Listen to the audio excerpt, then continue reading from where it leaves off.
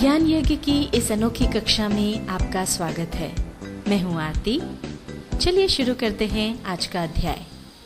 Tally ERP 9 के इस अध्याय में हम सीखेंगे maintain bill wise details option का उपयोग करना और कस्टमर तथा सप्लायर की आउटस्टैंडिंग रिपोर्ट देखना। अब अगर मान लीजिए हम आउटस्टैंडिंग बिल्स देखना चाहते हैं, मतलब जो हमने माल खरीदा है उसका पेमेंट जो हमको करना है, उसमें कौन से बिल ऐसे हैं जो अभी पे नहीं किए हैं या जो ओवरड्यू हो गए हैं, या फिर जो माल हमने बेचा है उसमें से कौन से बिल्स ऐसे हैं जिनका पेमेंट नहीं आया है या जो ओवरड्यू हो गए हैं, वो अगर हमको देखना है तो उसके लिए गेटवे ऑफ टैली में पहले हम जाएंगे डिस्प्ले पर, डी प्रेस करेंगे। अब डिस्प्ले मेन्यू में हम जाएंगे स्टेटमेंट्स ऑफ अकाउंट्स पर, उसके लिए एस प्रेस करेंगे। अब यहाँ पर ऑप्शन मिलता है आउटस्टैंडिंग्स का, ओ प्रेस करेंगे। अब यहाँ पर ये रिसीवेबल्स और पेएबल्स, ये दो चीज़ें हैं। जिन पार्टीज़ को हमने माल बेचा है और जिनसे पेमेंट लेना बाकी है, तो उसके जो आउटस्टैंडिंग बिल्स हैं वो हमको मिलेंगे रिसीवेबल्स में। और जिन पार्टी से हमने माल खरीदा है और उनको हमको पेमेंट करना है, तो कौन से बिल हमने पे नहीं किए हैं या किस में ओवरड्यू हो गया है, वो अगर देखना है तो पेबल्स में जाके देखना होगा। अभी हम देखते हैं रिसीवेबल्स के आउटस्टैंडिंग बिल्स। इसके लिए हम आर प्रेस करेंगे। अब यहाँ देखिए, इसमें जो भी आउटस्टैंडिंग बिल्स हैं वो हमको यहाँ पर नज़र आ जाएंगे। ये डेट वाइज आपको सारे ट्रांजेक्शन्स यहाँ पर नज़र आ रहे हैं। यहाँ पर किस पार्टी का वो बिल है, किस पार्टी से हमको वो पेमेंट रिसीव करना है, वो पार्टी का नाम आ जाएगा। यहाँ पर जितना अमाउंट पेंडिंग है वो आपको नज़र आ रहा है, और यहाँ पर किस तारीख को वो बिल ड्यू है, किस तारीख को पेमेंट ड्यू है, वो तारीख यहाँ पर नज़र आ रही है। और ओवरड्यू बाय डेज, इस कॉलम में कितने दिन ओवरड्यू हो गए हैं, यानी नियत तिथि से जिस तारीख को पेमेंट होना था उससे कितने दिन ऊपर हो गए हैं, वो आपको यहाँ पर नज़र आ जाएंगे। जैसे यहाँ पर आप देख सकते हैं 2 मई को वो पेमेंट हमको रिसीव करना था, पर अभी तक हमें वो पेमेंट नहीं मिला है और 27 दिन ऊपर हो चुके हैं। और ये कितने दिन ओवरड्यू हुए हैं ये हमको यहाँ से पता चलता है। हमारी लास्ट जो ट्रांजैक्शन है वो 29 मई को हुआ है, तो उस हिसाब से 27 दिन ऊपर हो गए हैं। तो इस तरह से जिन जिन बिल्स में ओवरड्यूज हो गए हैं वो आपको यहाँ नज़र आ रहे हैं, और वहाँ पर जो पेंडिंग अमाउंट है वो बोल्ड हो गया है, तो वो आपको अलग से दिख जाता है। एक बात ध्यान रखें, यह जो रिपोर्ट है वो आपने जो आखिरी ट्रांजैक्शन किया है वहाँ तक की है। जैसे हमारा आखिरी ट्रांजैक्शन 29 मई को हुआ है, तो ये 1 अप्रैल से 29 मई तक की रिपोर्ट है। किंतु मान लीजिए कि हमने 29 जून तक कोई ट्रांजैक्शन नहीं किया, तब अगर आप 29 जून तक का आउटस्टैंडिंग बिल्स देखना चाहते हैं तो आपको यहाँ पर पीरियड चेंज करना होगा। और पीरियड कैसे चेंज करते हैं ये हम आपको पहले ही बता चुके हैं, F2 की मदद से वो आप कर सकते हैं। अब यहाँ पर जिस तरह से आप देख पा रहे हैं कि ये डेट वाइज सारे बिल आपको नज़र आ रहे हैं और उनकी ड्यू डेट्स भी यहाँ नज़र आ रही है। पर अगर आप इनको कितने दिन का वो बिल हो गया है, कितना पुराना वो बिल हो गया है, दिन के हिसाब से अगर आपको उसको देखना है, तो ये एज वाइज का ऑप्शन यहाँ पर होता है, जिसके लिए हम प्रेस करेंगे F6 की। अब यहाँ पर एजिंग मेथड्स 2 आपको मिलेगी।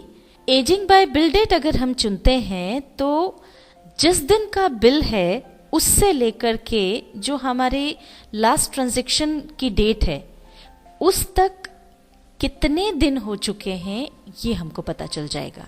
तो इसको हमने चुना, एंटर प्रेस किया।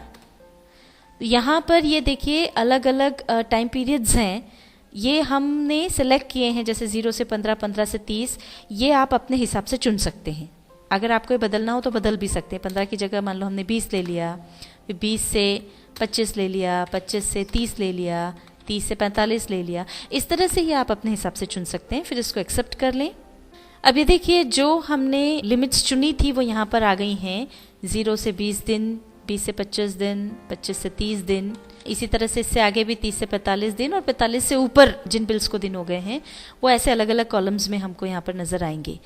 अब यहाँ पर हम देख सकते हैं कि जिन बिल को बने हुए अभी 20 से कम दिन हुए हैं वो हमको इस कॉलम में नजर आ रहे हैं। तो ये 15 मई वाला और 25 मई वाला जो बिल है वो आप देख सकते हैं कि अभी हमारा लास्ट ट्रांजैक्शन 29 मई को हुआ है, तो 15 से लेके 29 मई तक अभी ये 20 दिन भी नहीं हुए हैं। तो ये दोनों बिल्स जो हैं वो इस कैटेगरी में फॉल कर रहे हैं। इसी तरह से 5 मई को जो बिल बना था 5 तारीख से 29 तारीख तक, ये 20 से 25 दिन के बीच में आ रहा है।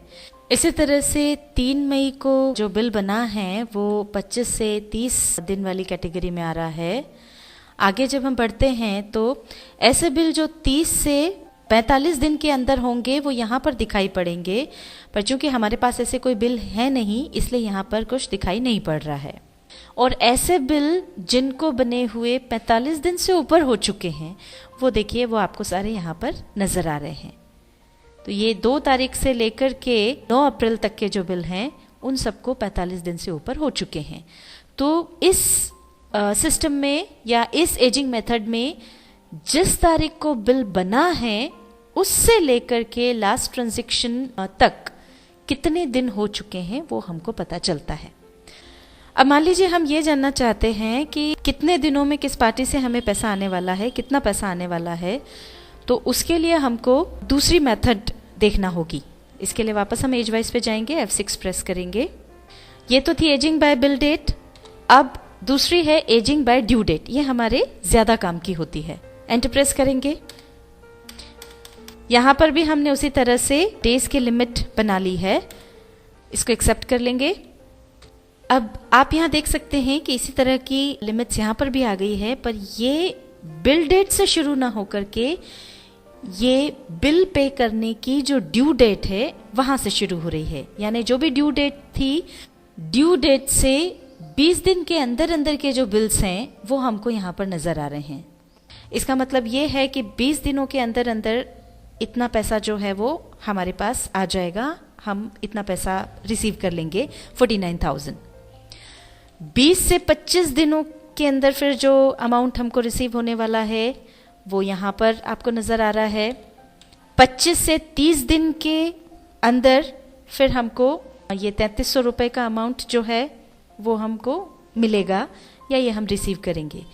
तो यहाँ पर आपको मालूम पड़ जाता है कि कौन सा बिल में ड्यू डेट के ऊपर कितने दिन हो रहे हैं और उसमें कब हम रिसीव करने वाले हैं या हमको कब कुछ राशि मिलने वाली है, वो जानकारी हमको प्राप्त हो जाती है।